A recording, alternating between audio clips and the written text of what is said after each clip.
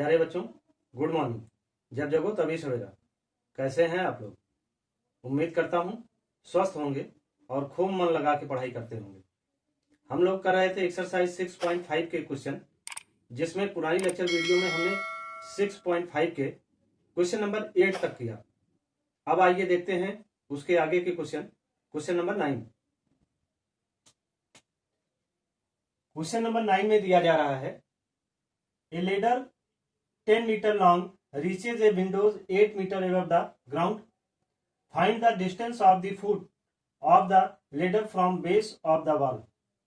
यानी 10 मीटर लंबी एक सीढ़ी एक दीवार पर टिकाने पर भूमि से 8 मीटर ऊंचाई पर स्थित एक खिड़की तक पहुंचती है। दीवार के आधार से सीढ़ी के निचले सिरे की दूरी ज्ञात कीजिए। तो ऐसे क्वेश्चंस को करने के लिए सबसे पहले हमें यह देखना पड़ेगा कि यह जो क्वेश्चन में पूछा जा रहा है उसका फिगर कैसे बनेगा। तो चूंकि इसमें 10 मीटर लंबी एक सीढ़ी जो है, आप देखते हो कि दीवार पर ऐसे ही आड़ी खड़ी होती है तिरछी। तो यानी जो भी एंगल बनेगा उस पर यह जो है आड़ी खड़ी होगी, यानी यह जो होगी वो कर्ण होगी। चूंकि दीवार सीधी होती है तो भूमि और दीवार इन दोनों के बीच में जो एंगल बनेगा वो 90 डिग्री का बनेगा, और यह जो सीढ़ी होगी वो तिरछी होगी। तो इस कारण से यह क्या होगा, ये समकोण त्रिभुज का कर्ण होगा। तो हमने माना कि यह सीढ़ी केवल विंडो तक जाती है और विंडो पॉइंट P है और भूमि जमीन पर पॉइंट Q है जो बेस है, और जहां सीढ़ी जमीन पर लगी हुई है वो पॉइंट R है जिसे फुट बोलते हैं। तो यानी वाल जो है वो 8 मीटर दिया गया है और सीढ़ी जो है वो 10 मीटर। तो दीवार की जमीन से सीढ़ी की जमीन पर दूरी क्या है वो निकालना है। तो यानी इसे एक राइट एंगल ट्रायंगल मान लें। तो हमें हाइपोटेनियस साइड दी गई है, परपेंडिकुलर साइड दी गई है, बेस इसका निकालना है। तो पाइथागोरस थ्योरम से हम लोग निकाल सकते हैं, in right angled triangle PQR, तो यानी RP कर्ण कितना हो जाएगा, RP square equal to RQ square plus PQ square by Pythagoras theorem. तो RP की वैल्यू दी जा रही है 10 मीटर, तो यानी 10 का whole square is equal to RQ square plus 8 square. 8 जो है वॉल दिया जा रहा है, यानी दीवार की ऊंचाई दी जा रही है जो कि PQ है। तो इस तरीके से RQ इक्वल टू 10 10 जा 100 माइनस 8 8 जा 64, तो ये आया 36। तो RQ स्क्वायर को कैंसिल करते हुए RQ लेते हैं, तो RQ इक्वल टू क्या हो जाएगा, √36, यानी RQ की वैल्यू आ गई 6 metre. Hence the distance of the foot of the ladder from the base of the wall is 6 metre. यानी कि जमीन पर दीवार से सीढ़ी की दूरी जो है वो कितनी आई, वो आई 6 मीटर। इस तरीके से हम इसे निकाल सकते हैं। और बिल्कुल ऐसे ही क्वेश्चन 9 की तरह क्वेश्चन 10 भी दिया गया है, इसे आप खुद भी लगा सकते हैं। क्वेश्चन 10 में दिया जा रहा है, a guy wire attached to a vertical pole of height 18 metre is 24 meter long and has a stake attached to the other end. How far from the base of the pole should the stake be driven so that the wire will be taut? यानी 18 metre ऊंचे एक ऊर्ध्वाधर खंभे के ऊपरी सिरे से एक तार का एक सिरा जुड़ा हुआ है तथा तार का दूसरा सिरा एक खूंटे से जुड़ा हुआ है। खंभे के आधार से खूंटे को कितनी दूरी पर गाड़ा जाए कि तार तना रहे, और जबकि तार की लंबाई 24 मीटर है। तो जो चीजें इसमें बताई गई हैं उस आधार पर अगर हम फिगर बनाना चाहें तो यह भी एक राइट एंगल ट्रायंगल बनेगा। ABC यह एक राइट एंगल ट्रायंगल है। बेस जो है पॉइंट B को दिखा रहा है और स्टेक जो है पॉइंट C को दिखा रहा है, और खंभे का ऊपरी सिरा पॉइंट A को दिखा रहा है। वायर की लंबाई इसमें दी जा रही 24 मीटर जो तिरछी है, यानी वो इस समकोण त्रिभुज का कर्ण होगा। और इसकी खंभे की ऊंचाई 18 मीटर दी जा रही है। तो यहां पर भी आप देखिए, किसी भी राइट एंगल ट्रायंगल में, समकोण त्रिभुज में, उसके कर्ण और उसके लंब को दिया जा रहा है, उसके आधार को निकालना है। तो in right angle triangle ABC एक समकोण त्रिभुज है। तो इसमें AC square equal to AB square plus BC square, जबकि AC स्क्वायर की वैल्यू क्या दी जा रही है, 24 whole square is equal to AB कितना जा रहा है, 18 का whole square plus BC square. BC square equal to 24 का होल स्क्वायर माइनस 18 का होल स्क्वायर। अब इसे सॉल्व कर लेते हैं। 24 into 24 equal to 576 minus 18 into 18 equal to 324। अब इसे माइनस करेंगे। 6 minus 4 equal to 2, 7 minus 2 equal to 5 और 5 माइनस 3 इक्वल टू 2। तो BC स्क्वायर की वैल्यू क्या आ गई, वो आ गई 252। Then BC equal to under root 252, under root 252 की वैल्यू होती है 6 अंडर रूट 7 मीटर। तो यानी यहां पर बेस की डिस्टेंस जो है वो दी जा रही है 6 अंडर रूट 7 मीटर। तो इस तरीके से इसे हम निकाल सकते हैं। अब आइए देखते हैं हम लोग क्वेश्चन नंबर 11। क्वेश्चन नंबर 11 में दिया जा रहा है, an aeroplane leaves an airport and flies due north at a speed 1000 kilometre पर hour. At the same time another aeroplane leaves the same airport and the flies apart will be the two planes after 1:1/2 hours, यानी 1.5 hours. एक हवाई जहाज एक हवाई अड्डे से उत्तर की ओर 1000 किलोमीटर पर आवर की चाल से उड़ता है और इसी समय एक अन्य हवाई जहाज उसी हवाई अड्डे से पश्चिम की ओर 1200 किलोमीटर पर आवर की चाल से उड़ता है। तो 1.5 घंटे बाद दोनों हवाई जहाजों के बीच की दूरी कितनी होगी। तो ऐसे क्वेश्चंस को करने के लिए हमें सबसे पहले इनमें कैसा डायग्राम या फिगर ड्रॉ हो रहा है, इस पर विशेष ध्यान देना होगा। मान लीजिए कि एयरपोर्ट जो है वो पॉइंट ओ पर है और जो एरोप्लेन 1000 किलोमीटर पर आवर की स्पीड से उड़ता है वो किस साइड में, वो नॉर्थ साइड में। जैसे ये एरो दिखा रहा है, ये ईस्ट है, ये वेस्ट है, ये नॉर्थ है और ये साउथ है। अगर एयरपोर्ट पॉइंट ओ पर है तो नॉर्थ किधर पड़ेगा, इधर पड़ेगा। तो वो नॉर्थ की ओर किलोमीटर पर आवर की स्पीड से एक एरोप्लेन उड़ता है और दूसरा एरोप्लेन इस पॉइंट ओ यानी उसी हवाई अड्डे से वो वेस्ट साइड में उड़ता है। तो वेस्ट किधर पड़ेगा, देखिए वेस्ट इस साइड में पड़ेगा। तो यानी जो नॉर्थ की ओर उड़ता है वो 1000 किलोमीटर पर आवर और जो पश्चिम की ओर वेस्ट की ओर उड़ता है वो 1200 किलोमीटर पर आवर की स्पीड से उड़ता है। तो 1.5 घंटे बाद दोनों के बीच की दूरी कितनी होगी, इसको निकालने के लिए हमें पहले ये निकालना पड़ेगा कि 1000 किलोमीटर पर आवर की स्पीड से चलने वाला हवाई जहाज 1.5 घंटे में कितनी दूरी जाता है, और ऐसे ही 1200 किलोमीटर पर आवर की स्पीड से उड़ने वाला हवाई जहाज 1.5 घंटे में कितनी दूरी पर जाता है। तो इसे निकाल लेते हैं। Distance of aeroplane leaving the airport and flying.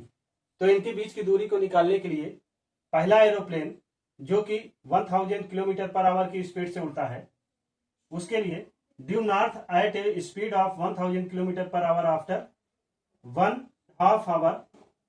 तो ये क्या हो जाएगा, ये हो जाएगा ओ और ए के बीच की डिस्टेंस।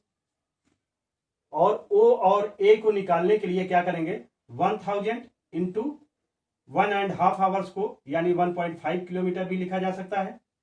तो ये हो गया 1000 इंटू 1.5 इक्वल टू 1500 किलोमीटर।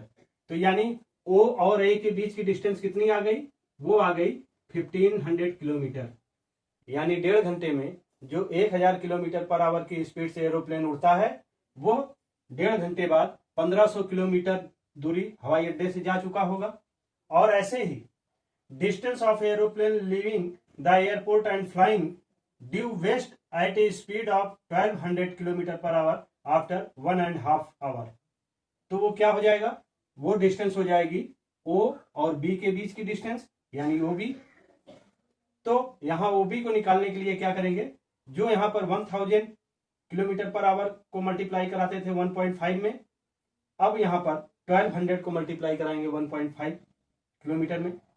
तो जब इसे मल्टीप्लाई कराते हैं तो ये हो गया 1800 किलोमीटर। चूंकि हम जानते हैं कि distance equal to speed into time, तो डिस्टेंस निकालने के लिए हम स्पीड हमें 1200 और टाइम जो है 1.5 किलोमीटर दिया गया है। तो यानी दूसरा एरोप्लेन वो 1.5 घंटे में कितनी दूरी तय करेगा, वो 1800 किलोमीटर की डिस्टेंस तय करेगा। तो आप देखिए ये कैसा एंगल बन गया, ये राइट एंगल ट्रायंगल हो गया है। और इस कंडीशन में अगर हमें ए बी की डिस्टेंस निकालनी है, यानी ए बी की वैल्यू निकालनी है, तो हम क्या करेंगे, पाइथागोरस थ्योरम से निकाल सकते हैं कि A B square equal to O A square plus O B square. In right angle triangle A O B में A B square equal to O A square plus O B square by Pythagoras theorem. तो O ए की value कितनी आई है, ओ ए की value जो आई है वो 1500 kilometre I है। तो यानी 1500 स्क्वायर प्लस ओ बी की वैल्यू कितनी आई है, ओ बी की वैल्यू आई है 1800 किलोमीटर। तो यहां पर 1800 स्क्वायर 1500 का स्क्वायर करेंगे तो ये आ जाएगा 22,50,000। और ऐसे ही 1800 का स्क्वायर करेंगे तो ये आ जाएगा 32,40,000। इन दोनों को ऐड करेंगे तो ए बी स्क्वायर की वैल्यू हो जाएगी 54,90,000। तो स्क्वायर को हटाने के लिए ए बी, तो इधर हम रूट कर देंगे, यानी A B equal to under root 54,90,000। अब इसे निकालने के लिए क्या करेंगे, 90,000 इंटू 61 कर दें। तो 90,000 को जब हम इसका रूट निकालेंगे तो ये आ जाएगा 300 और 61 को एज इट इज रख देंगे। तो यानी ए बी की वैल्यू क्या आ गई, 300 अंडर रूट 61 किलोमीटर। तो ये वैल्यू कितनी आ गई, 300 अंडर रूट 61 किलोमीटर। यानी दोनों एरोप्लेन के बीच की डिस्टेंस क्या हो गई, वो hence the two planes will be 300 under root 61 kilometre apart after 1.5 hours. यानी 1.5 घंटे बाद दोनों हवाई जहाजों के बीच की दूरी जो होगी वो इस तरीके से निकाली जा सकती। अब आइए देखते हैं क्वेश्चन नंबर 12। क्वेश्चन नंबर 12 में दिया जा रहा है, two poles of height 6 metre and 11 metre stand on a plane ground. If the distance between the feet of the poles is 12 metre, find the distance between their tops. यानी दो खंभे जिनकी ऊंचाइयां 6 और 11 मीटर है। तो हम मान लेते हैं कि यहां पर एक खंभा AD है और दूसरा खंभा BE है। AD की ऊंचाई जो है 6 मीटर है और BE की ऊंचाई जो है वो 11 मीटर है तथा ये समतल भूमि पर खड़े हैं। यदि इनके पाद बिंदुओं के बीच की दूरी 12 मीटर है तो इनकी ऊपरी सिरों के बीच की दूरी ज्ञात कीजिए। यानी इनके पाद बिंदु कौन कौन से होंगे, A और B। ये जो बिंदुओं के बीच की दूरी जो है वो 12 मीटर है। तो इसमें ये पूछ रहा है कि दोनों खंभों के टॉप, यानी 6 मीटर लेंथ के खंभे का टॉप क्या है, पॉइंट D है, और 11 मीटर खंभे का टॉप क्या है, पॉइंट E है। तो यानी D और E के बीच की जो डिस्टेंस है उसी को इसमें पूछा जा रहा है, ये हमें निकालना पड़ेगा। इसके लिए जो हमें दी जा रही है वो क्या दी जा रही है, उसके अनुसार इस फिगर को समझने का प्रयास करते हैं। Given AD and BE are two poles of height 6 metre and 11 metre respectively. यानी AD और BE 6 मीटर और 11 मीटर खंभे की ऊंचाई है। D and D are their tops respectively. D और E ये इनके दो टॉप्स पॉइंट हैं। A and B are their feet respectively. A और B इनके जो है वो क्या है, वो फीट हैं यानी पाद हैं। Such that AB equal to 12 metre जो दिया जा रहा है। तो हमें इसमें निकालना क्या है, required to find out DE। D और E के बीच की डिस्टेंस जो है हमें निकालनी है। इसके लिए हमें एक कंस्ट्रक्शन करना पड़ेगा। कंस्ट्रक्शन क्या करना पड़ेगा, draw DC perpendicular BE join DE. BE के परपेंडिकुलर एक लाइन डीसी हमें खींचना है और इसमें डी और ई को मिला दिया। डिटर्मिनेशन में देखते हैं कि पहले क्या करेंगे कि आप देखिए ए बी सी डी ये क्या है, एक रेक्टेंगल है, यानी यह एक आयत है और BC एंड AD आर एक opposite side. BC and AD दोनों क्या है, अपोजिट साइड्स हैं। BC इक्वल टू AD यानी BC के इक्वल ही AD है। यह 6 मीटर है तो B से C की डिस्टेंस भी कितनी है, वो 6 मीटर है। चूंकि opposite sides of a rectangular are equal, यानी अपोजिट साइड्स रेक्टेंगुलर की क्या होगी, वो इक्वल होगी। BC इक्वल टू AD और BC की वैल्यू 6 मीटर है तो AD की वैल्यू भी 6 मीटर होगी, यानी BC इक्वल टू 6। सिमिलरली ऐसे ही DC जो है वो AB के इक्वल होगा। DC इक्वल टू AB और AB कितना दिया जा रहा है, 12 मीटर, तो इसलिए DC भी कितना हो जाएगा, ये भी 12 मीटर हो जाएगा। अब इसमें हमें CE निकालना है। CE निकालना है तो CE निकालने के लिए क्या करते हैं, BE की डिस्टेंस हमें पता है और BC की डिस्टेंस हमें पता है, तो BE की डिस्टेंस से BC की डिस्टेंस घटा दें, यानी BE की डिस्टेंस 11 है तो 11 से BC की डिस्टेंस 6 मीटर है, इसे माइनस करेंगे तो क्या आ जाएगा, 5 मीटर। तो इस तरीके से हमने रेक्टेंगल का, यानी जो ये है आयताकार है ABCD, इसकी लेंथ मालूम कर ली। अब देखते हैं समकोण त्रिभुज, यानी इन राइट ट्रायंगल DCE इस ट्रायंगल को देखते हैं जो कि राइट ट्रायंगल है। राइट ट्रायंगल मतलब कि पॉइंट C जो है इस पर एंगल 90 डिग्री का है। तो अकॉर्डिंग टू पाइथागोरस थ्योरम हम लोग इसमें DE को निकाल सकते हैं, यानी DE square equal to DC square यानी आधार का स्क्वायर प्लस CE स्क्वायर यानी लंब का स्क्वायर बाय पाइथागोरस थ्योरम। तो DC की वैल्यू दी जा रही है 12 मीटर, यानी 12 स्क्वायर प्लस CE की वैल्यू क्या आई है, वो 5 मीटर आई है, यहां से हमने निकाला है, तो ये हो गया 5 स्क्वायर। तो 12 स्क्वायर यानी 144 और 5 स्क्वायर यानी 25। 144 प्लस 25 इक्वल टू 169। ये DE स्क्वायर है, स्क्वायर को हटाते हैं तो ये DE इक्वल टू हो जाएगा अंडर रूट 169 और 169 का रूट निकालेंगे तो आ जाएगा 13 मीटर। तो यानी कहने का मतलब कि पॉइंट D और E यानी दोनों पोल्स के टॉप्स की डिस्टेंस क्या आ गई, वो आ गई 13 मीटर, और हमें यही कैलकुलेट भी करना था। Hence the distance between their tops is 13 metre. तो इस तरीके से हम इसे निकाल सकते हैं। अब आइए देखते हैं क्वेश्चन नंबर 13। क्वेश्चन नंबर 13 में दिया जा रहा है D and E are points on the sides CA and CB respectively of a triangle ABC right angled at C। यानी एक समकोण त्रिभुज ABC जिसका कोण C समकोण है, जिसकी भुजाएं CA और CB पर क्रमशः बिंदु D और E स्थित है, तो सिद्ध कीजिए, prove that AE square plus BD square equal to AB square plus DE square. यानी ट्रायंगल ABC है और AC पर पॉइंट D तथा BC पर पॉइंट E है,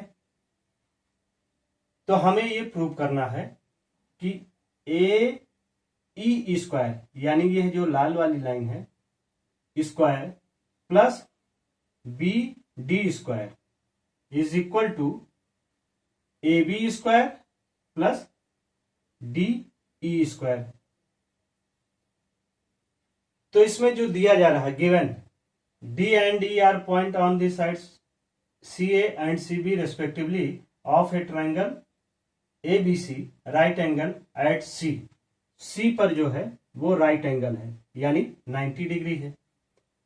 to prove A square plus BD square equal to AB square plus DE square. इसे prove करने के लिए जो प्रूफ है, पहला in right angle triangle ACB इस समकोण त्रिभुज में देखते हैं तो क्या हो जाएगा, AB इसकी हाइपोटेन्यूस साइड है यानी कर्ण है, और AC लंब है और BC आधार है। तो AB square equal to AC square plus BC square by Pythagoras theorem, ये इक्वेशन 1 हो गया। इन राइट ट्रायंगल DCE, अब त्रिभुज देखते हैं DCE यानी ये वाला त्रिभुज, तो इसमें क्या हो जाएगा, DE कर्ण है, हाइपोटेन्यूस साइड है, तो DE square equal to CD square लंब का स्क्वायर प्लस CE स्क्वायर यानी आधार का स्क्वायर, ये इक्वेशन 2 हो गया, और ये भी बाई पाइथागोरस थ्योरम। ये इक्वेशन 1 और इक्वेशन 2 को हम लोग ऐड करते हैं, तो adding equation 1 and equation 2, equation 1 और 2 को ऐड करते हैं तो AB square plus DE square is equal to AB square की जो वैल्यू दी गई है AC square plus BC square plus CD square plus CE square. अब क्या करते हैं कि AC स्क्वायर और CE स्क्वायर को एक तरफ कर लेते हैं, तो AC square plus CE square और BC square plus CD square. तो अब ध्यान दीजिए कि AC square plus CE square, AC square plus CE square यानी इन ट्रायंगल ACE, ये ट्रायंगल, ये लाल वाली जो लाइन बनाया हूं वो ट्रायंगल, इन ट्रायंगल ACE क्या हो जाएगा, हो जाएगा CE square plus AC square, ये इक्वल किसके होगा, AE स्क्वायर। तो यानी AC square plus CE square को on the behalf of triangle ACE के हम लोग क्या लिख सकते हैं, AE स्क्वायर लिख सकते हैं, और वैसे ही BC square plus CD square, BC square plus CD square, तो वो हो जाएगा ट्रायंगल BCD। अगर ले BCD यानी ये वाला ट्रायंगल अगर हम लेते हैं तो उसमें हो जाएगा BD square equal to BC square plus CD square. तो यानी BC square plus CD square को हम लोग क्या लिख सकते हैं, BD स्क्वायर। तो इस तरीके से AB square plus DE square equal to AE square plus BD square, और यही हमें प्रूव भी करना था कि AE square plus BD square equal to AB square plus DE square. तो इस तरीके से हम लोग इसे प्रूव कर सकते हैं। अब आइए देखते हैं क्वेश्चन नंबर 14। क्वेश्चन नंबर 14 में दिया जा रहा है the perpendicular from A on side BC of a triangle ABC intersects BC at D such that DB equal to 3CD, यानी किसी त्रिभुज ABC के शीर्ष A से BC पर डाला गया लंब BC को बिंदु D पर एंगल ABC है, जिसमें शीर्ष A से BC पर डाला गया लंब BC को बिंदु D पर इस प्रकार प्रतिच्छेदित करता है कि DB equal to 3CD। Prove that, सिद्ध कीजिए कि 2AB square equal to 2AC square plus BC square है।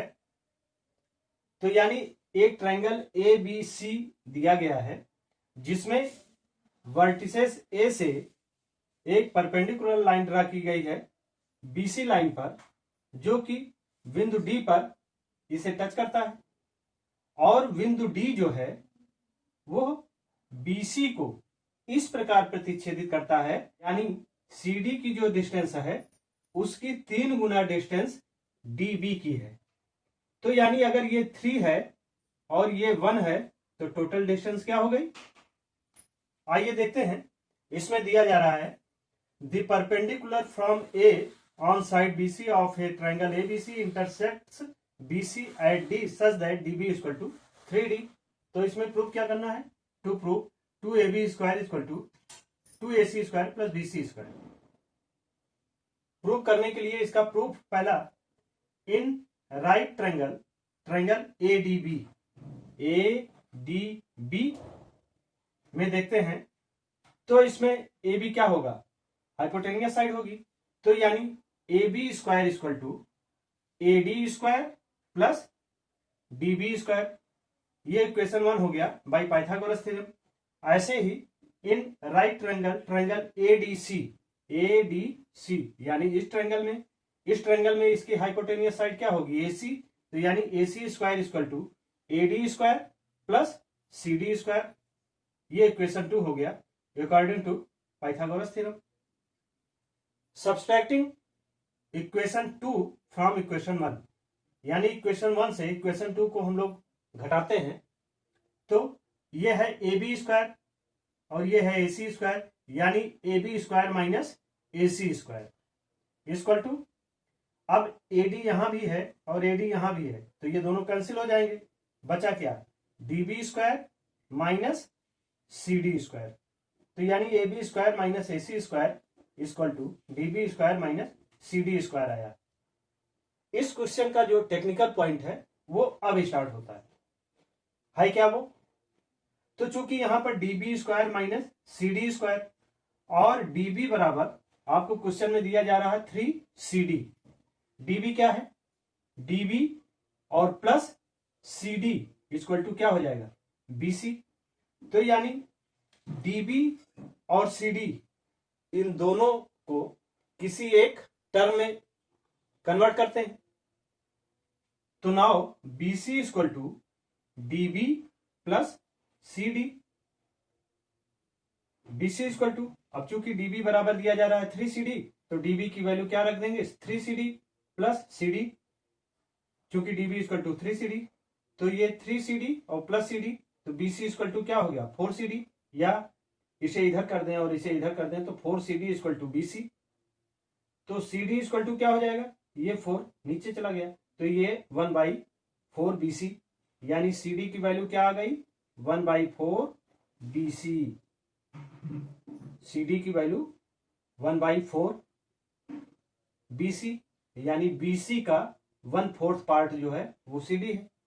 अब ऐसे ही चूंकि DB इक्वल टू 3CD यहां भी दे रहा और CD बराबर 1/4 BC आया, तो CD के स्थान पर 1/4 BC रखें तो यानी 3 इंटू 1/4 BC, तो ये हो गया 3/4 BC, तो यानी DB की वैल्यू क्या आ गई 3/4 BC, तो यानी BC का 1/4 पार्ट जो है वो CD है और 3/4 पार्ट जो है वो क्या है, वो DB है।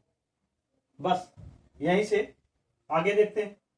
अब DB स्क्वायर इक्वल टू, तो DB बराबर क्या है 3/4 BC है, तो 3/4 BC का होल स्क्वायर, और CD स्क्वायर इक्वल टू, चूंकि CD बराबर 1/4 BC है तो 1/4 BC का होल स्क्वायर, तो अब इससे माइनस करना है, यानी 3/4 BC का होल स्क्वायर माइनस 1/4 BC के होल स्क्वायर को माइनस करना है, तो चूंकि ये स्क्वायर में है तो 4 4 जा 16 और यहां भी 4 4 जा 16, तो यानी इसका एलसीएम क्या हो जाएगा 16 और 4 4 जा 16, 4 इंटू 3 इक्वल टू 12 एंड 4 4 जा 16, 4 इंटू 1 इक्वल टू 4, तो यानी 12 माइनस 4 अपॉन 16 और ये BC स्क्वायर, तो अब ये क्या हो गया 12 minus 4 equal to 8/16 BC square, यानी 8 1 जा 8 और 8 2 जा 6, तो ये क्या आ गया 1/2 BC स्क्वायर, यानी AB square minus AC square equal to 1/2 BC square. ये 2 क्या है, ये 2 इधर आ जाएगा, तो ये 2AB square minus 2AC square equal to BC square. अब इसमें क्या करते हैं कि 2AB स्क्वायर और माइनस 2AC स्क्वायर को इक्वल साइड चेंज करेंगे, तो यहां माइनस है यहां प्लस में हो जाएगा, तो प्लस 2AC स्क्वायर और प्लस BC, तो यानी हमें प्रूव क्या करना था, हमें प्रूव यही करना था 2AB square equal to 2AC square plus BC square, 2AC square plus BC square, इस तरीके से हम लोग यहां लिख सकते हैं प्रूव, और ऐसे ही हम लोग इसे प्रूव कर सकते हैं। अब आइए देखते हैं क्वेश्चन नंबर 15। क्वेश्चन नंबर 15 में दिया जा रहा है in an equilateral triangle ABC D is the point on side B C such that B D equal to 1/3 BC। यानी किसी समबाहु त्रिभुज ए बी सी की भुजा BC पर एक बिंदु D इस प्रकार स्थित है कि BD बराबर 1/3 BC है। तो प्रूव दैट, सिद्ध कीजिए कि 9AD square equal to 4AB square. यह क्वेश्चन कॉम्प्लिकेटेड है।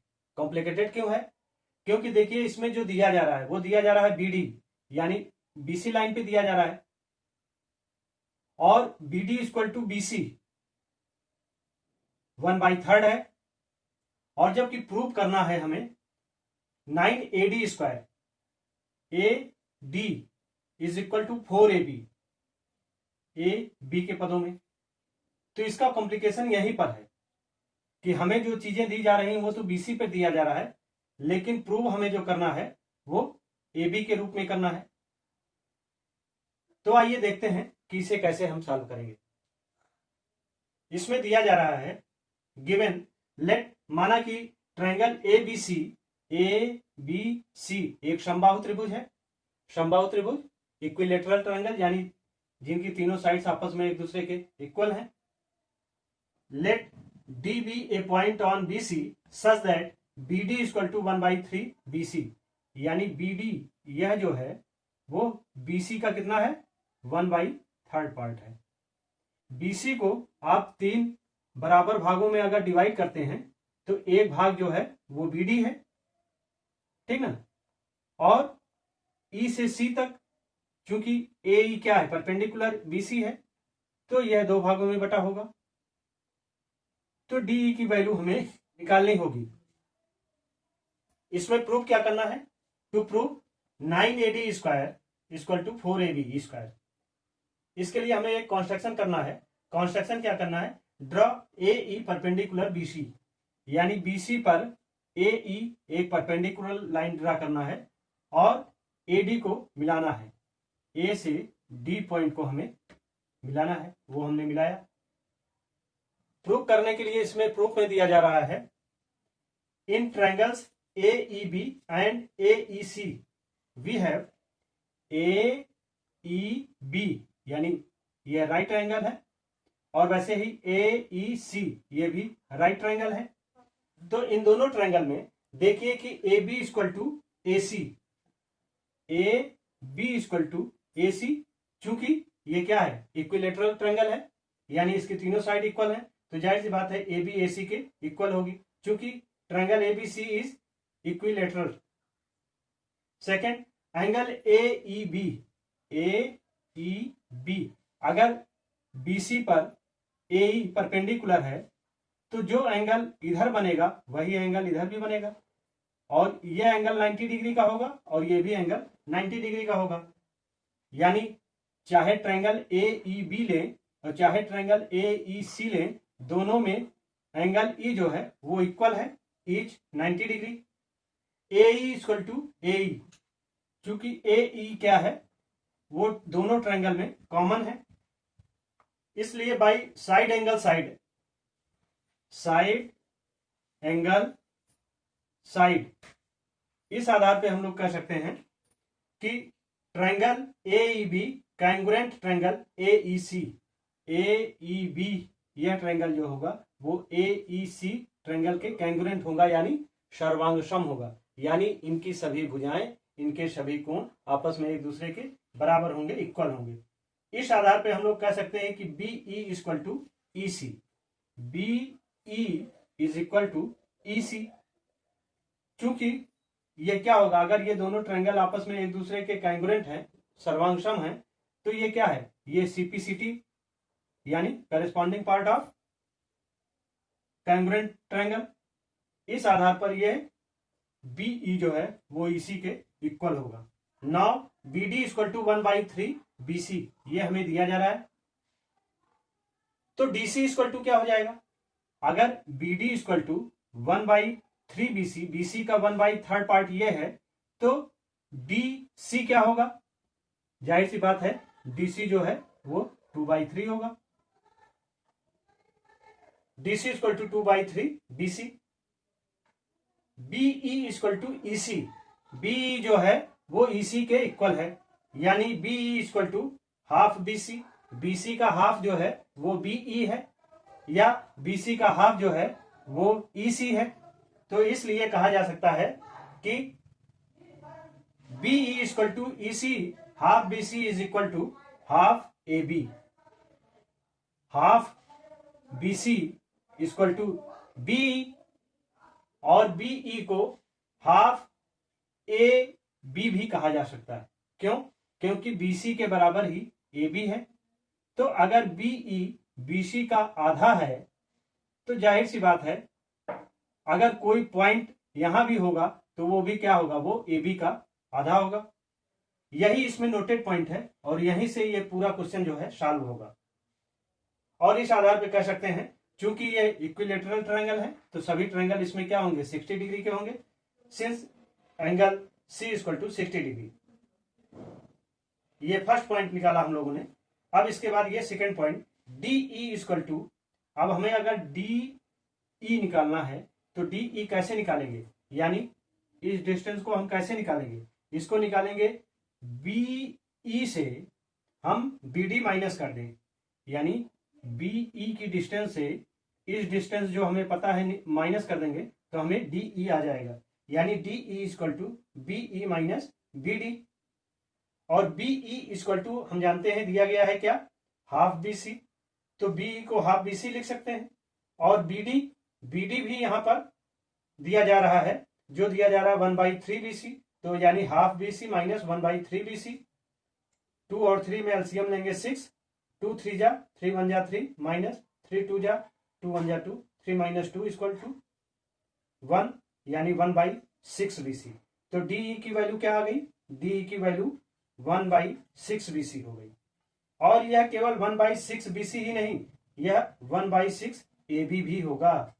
जैसे ये 1/2 B C equal to 1/2 A B था, वैसे ही ये 1/6 B C equal to 1/6 A B होगा, क्योंकि बी सी और ए बी वो था इक्वल। अब देखते हैं in triangle A E B, ए ई और बी, इस ट्रायंगल में देखते हैं तो ए बी क्या है, वो हाइपोटेनियस साइड है, यानी A B square equal to B E square plus A E square. तो A B square equal to क्या हो जाएगा, बी ई। बी ई की वैल्यू हम लोग जानते हैं कि बी ई बराबर क्या था, हाफ बी सी, तो बी ई स्क्वायर बराबर क्या हो जाएगा, हाफ बी सी स्क्वायर हो जाएगा। और इसे जो है चूंकि यह ए बी है तो ए बी के पदों में रिप्रेजेंट करना है, तो हाफ बी सी को हाफ ए बी भी रख सकते हैं, यानी बी ई स्क्वायर हो जाएगा हाफ ए बी स्क्वायर। और हाफ ए बी स्क्वायर तो यानी ये क्या 2 2 जा 4, यानी A B square upon 4 plus A E square. क्योंकि B equal to half B C और half B C equal to half A B, तो B E square equal to A B square upon 4, 2 2 जा 4 हो जाएगा square का। तो इस तरीके से इसे हम इधर कर लें और इसे इधर कर दें, तो A B square upon 4 plus A E equal to A B square. तो A E square equal to क्या हो जाएगा, A B square minus A B square upon 4, और इसे माइनस करेंगे 4 एलसीएम लेंगे तो ये हो जाएगा 4 A B square minus A B square, यानी 3/4 ए बी स्क्वायर। तो ए ई की वैल्यू क्या आ गई, ए ई की वैल्यू आ गई 3/4 ए बी स्क्वायर। तो इस तरीके से now from triangle A D ई, अब हम लोग जो मेन ट्रायंगल है जिसको हमें निकालना है वो निकाल सकते हैं ए डी ई, यानी इस ट्रायंगल को। तो A D E equal to A D square equal to A D, यानी इसकी hypotenuse side, A E square plus D E square. अब ए ई स्क्वायर की जो वैल्यू हमें आई है 3/4 ए बी स्क्वायर, वो हम यहां पुट कर देते हैं। और डी ई स्क्वायर की जो वैल्यू आई है 1/6 ए बी, डी ई की वैल्यू 1/6 ए बी है, तो डी ई स्क्वायर की वैल्यू 1/6 ए बी स्क्वायर हो जाएगी। तो इस तरीके से ये हुआ 3/4 A B square plus 1/6 A B का whole square, 3/4 A B square plus 6 6 जा 36, 1/36 ए बी स्क्वायर। अब इन दोनों को ऐड कर देते हैं, एलसीएम लेंगे 36, तो ये हो गया 27 A B square plus A B square, ये हो गया 28 ए बी स्क्वायर अपॉन 36, 4 7 जा 28 और 4 9 जा 36, ये आया 7/9 AB स्क्वायर, यानी AD इक्वल टू क्या आ गया 7/9 AB स्क्वायर। तो AD स्क्वायर जो है ये 9 क्या होगा, इधर चला आएगा AD के साथ, तो ये हो गया 9 AD square equal to 7 AB square. और हमें प्रूव क्या करना था, यही प्रूव भी करना था, 9 AD square equal to 4 AB square. इस तरीके से हम लोग इसे प्रूव कर सकते हैं। इस क्वेश्चन में हमने जो स्मार्ट टेक्निक अपनाई वो ये अपनाई कि पहले तो AEB और AEC दोनों ट्रायंगल को कांग्रुएंट प्रूव किया, और उसके बाद फिर हम लोगों ने AB के पदों में BD और BC और EC की वैल्यू को निकाला, और फिर ट्रायंगल AEB, इस ट्रायंगल के आधार पे हम लोगों ने AE की वैल्यू निकाली, AE स्क्वायर की वैल्यू निकाली, और फिर AE स्क्वायर की वैल्यू और DE स्क्वायर की वैल्यू हम लोग ट्रायंगल ADE में पुट करके इस तरीके से इसे प्रूव कर सकते हैं 9 AD square equal to 7 AB square. अब आइए इसके बाद देखते हैं क्वेश्चन नंबर 16। क्वेश्चन नंबर 16 में दिया जा रहा है, in an equilateral triangle prove that the 3 times the square of one side is equal to 4 times the square of one of its altitudes. यानी किसी समबाहु त्रिभुज में सिद्ध कीजिए कि उसकी एक भुजा के वर्ग का तिगुना उसके एक शीर्ष लंब के वर्ग के 4 गुने के बराबर होता है। यानी यहां हमें दिया क्या जा रहा है, गिवन ABC एक ट्रायंगल है, और ये ट्रायंगल कैसा है, इक्विलेटरल है, यानी समबाहु त्रिभुज है, जिनकी तीनों भुजाएं आपस में एक दूसरे के बराबर है। और दूसरी चीज इसमें यह दी जा रही है कि AD वो BC पर परपेंडिकुलर है, यानी लंब है। इसमें हमें जो प्रूव करना है वो ये प्रूव करना है, टू प्रूव 3AB स्क्वायर, यानी AB का square 3 times is equal to 4 times square of AD, यानी AD के स्क्वायर के 4 गुने के बराबर होता है। तो इसे प्रूव करने के लिए प्रूफ क्या है, पहले तो हम लोग क्या करते हैं कि ट्रायंगल ADB और ट्रायंगल ADC दोनों ट्रायंगल कैसा है, राइट एंगल है, और इन्हें जो है हमें कांग्रुएंट प्रूव करना है। In right triangle ADB and triangle ADC AB equal to AC, AB equal to AC। क्यों, क्योंकि यह जो है इक्विलेटरल ट्रायंगल है और यह दिया भी गया है। दूसरा AD equal to AD, AD जो है यह लाइन दोनों ट्रायंगल में कॉमन है। और तीसरा एंगल ADB यह राइट एंगल है, और वैसे ही ADC ट्रायंगल में यह एंगल भी राइट एंगल होगा, यानी both are 90 degree. And triangle ADB is equal to angle ADC is 90 degree. इस आधार पे, इसलिए by RHS criterion of congruence, सर्वांग समता के नियम से यह triangle ADB congruent triangle ADC के होगा, यानी यह ट्रायंगल जो है इस ट्रायंगल के कांग्रुएंट होगा, सर्वांग सम होगा। और अगर ये दोनों ट्रायंगल आपस में एक दूसरे के कांग्रुएंट हैं तो जाहिर सी बात है, so BD equal to DC, BD equal to DC, ये दोनों आपस में एक दूसरे के इक्वल होंगे। क्यों, क्योंकि according to the CPCT corresponding part of congruent triangle. और BD equal to DC, BD is equal to DC, तो इसे क्या बोला जा सकता है, BD क्या होगा, वो हाफ BC होगा। BD जो है वो BC का आधा है, इसलिए BD क्या हो जाएगा, वो हाफ ऑफ BC हो जाएगा। और वैसे ही DC भी क्या होगा, DC भी हाफ ऑफ BC होगा। यह इक्वेशन 1 हो गया। अब देखते हैं in right angle triangle ADB, इस ट्रायंगल में देखते हैं, इसमें AB क्या है, हाइपोटेनियस साइड है, तो यानी AB square equal to AD square plus BD square. AD square plus B D square को हम लोग लिख सकते हैं, चूंकि बी डी इक्वल टू क्या आया है, हाफ बी सी, तो इसे लिख सकते हैं A D square plus half B C whole square. और हाफ बी सी को बी सी इक्वल होगा ए बी के, बी सी इक्वल होगा ए सी के। तो इस विशेष कंडीशन को प्रूव करने के लिए हम लोग क्या कर सकते हैं, तो चूंकि B C equal to A B, B C के बराबर ए बी है, तो इसलिए हाफ बी सी स्क्वायर को हम लोग हाफ ए बी स्क्वायर भी लिख सकते हैं। तो 2 2 जा 4 यानी 1/4 बी सी के स्थान पर ए बी स्क्वायर हो गया। तो ये हो गया A B square equal to A D square plus 1/4 A B square. इस 1/4 ए बी स्क्वायर को इक्वल साइड चेंज करेंगे तो A B square minus 1/4 A B square equal to A D square. इसे सॉल्व करेंगे तो ये आएगा 3/4 A B square is equal to A D square. तो ये 4 जो डिनोमिनेटर में है वो ए डी के साथ इधर जाकर इक्वल साइड चेंज करके मल्टीप्लाई हो जाएगा। तो ये हो गया 3ab square equal to 4ad square. हमें प्रूव भी यही करना था, 3ab square equal to 4ad square. तो इस तरीके से हम लोग इसे प्रूव कर सकते हैं। अब आइए देखते हैं क्वेश्चन नंबर 17। क्वेश्चन नंबर 17 में दिया जा रहा है tick the correct answer and justify. यह ऑब्जेक्टिव क्वेश्चन है। इसमें दे रहे हैं in triangle ABC A B equal to 6√3 centimetre, A C equal to 12 centimetre and B C equal to 6 centimetre.